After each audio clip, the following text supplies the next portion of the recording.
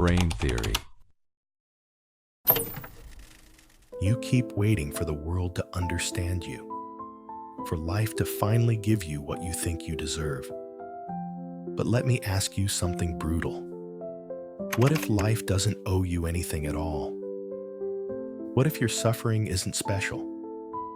What if your pain is just the residue of unclaimed power? Friedrich Nietzsche didn't believe in comforting lies. He wasn't interested in pity, in fairness, or in justice as most people define it.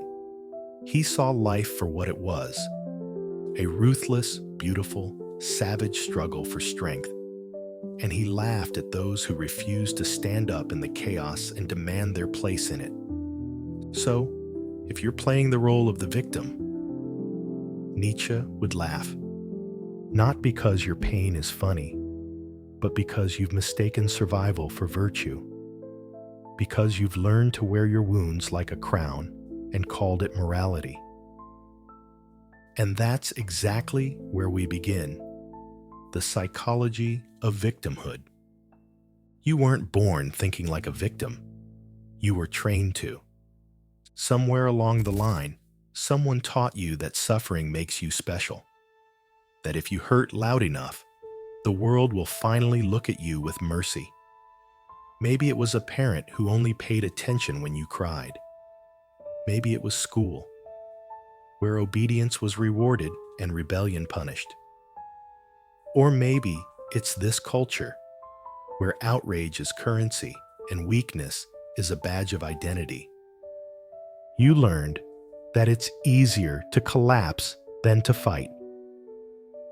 Think about it. You scroll through your feed, and what do you see?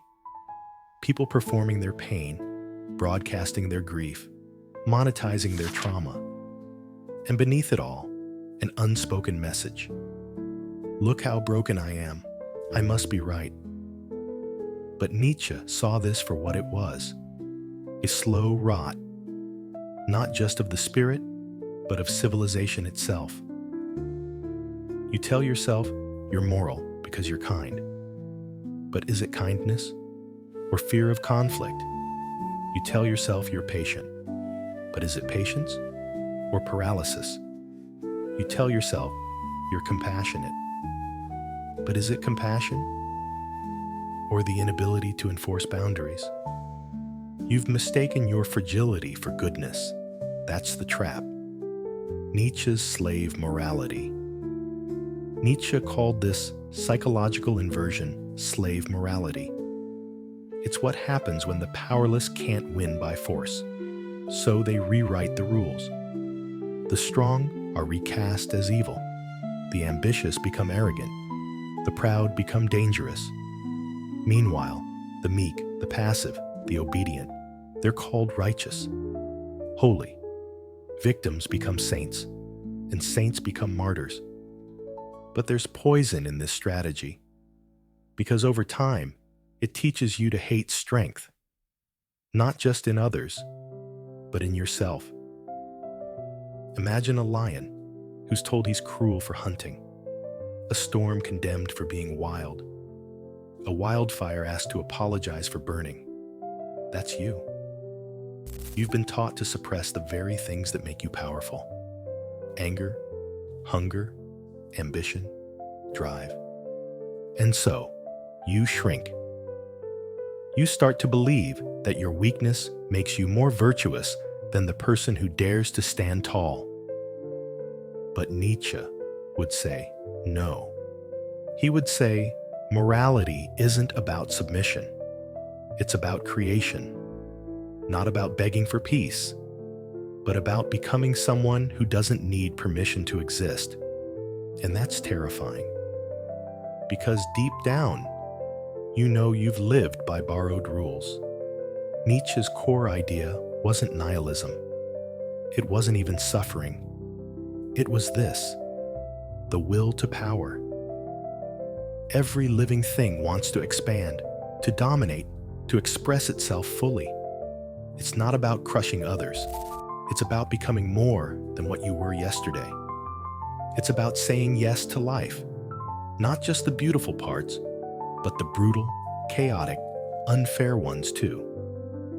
But here's the tragedy. Most people bury their will to power under layers of politeness, insecurity, and shame. Take a man who works a job he hates, biting his tongue every day, coming home to stare blankly at a screen, numbing his resentment with noise and food and porn. He tells himself he's doing what he has to, but beneath that surface is rage, not because he's weak, but because he knows he was made for more. Or think of the girl who constantly puts others first, who never asks for what she wants, who always says it's fine when it's not. She's praised for being sweet, for being the bigger person. But in the quiet, she dreams of burning it all down, of being selfish, wild, real. That dream, that's her will to power, starving. But instead of listening to it, she shoves it down, smiles harder, fakes calmness. You've done it too. You know you have. You've traded strength for safety, fire for comfort, power for peace. And Nietzsche would say, that's where your suffering is really born, not from injustice, not from the world, but from your refusal to rise into your own ferocity. You've been hiding a predator inside a cage and wondering why you're depressed. And the longer you keep it locked, the more it turns on you. The seduction of resentment. There's a certain high that comes from being the victim.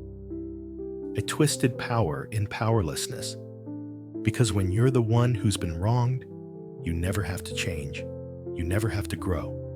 You get to point at the world and say, look what it did to me.